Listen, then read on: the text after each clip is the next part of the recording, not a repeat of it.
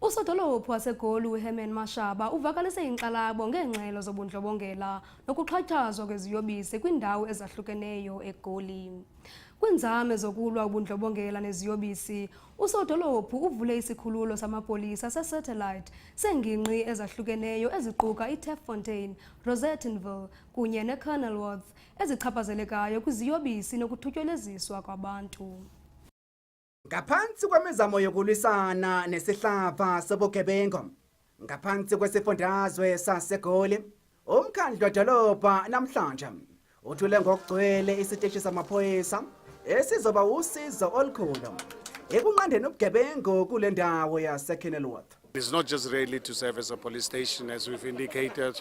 It will really serve as a community-based project. We have a community policing forum, people where right now they don't have any formal way they can meet. Then they can meet at the station, which is going to be operating 24 hours a day.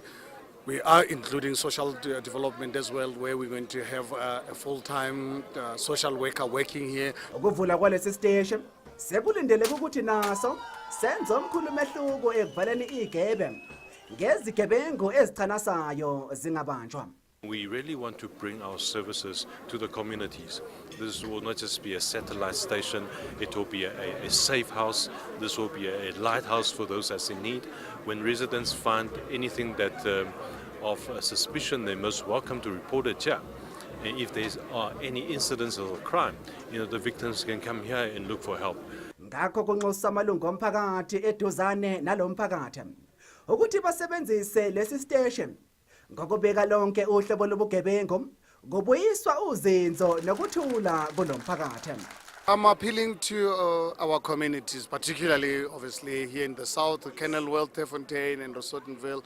Please make use of this facility. It's yours, donated to us by the business community.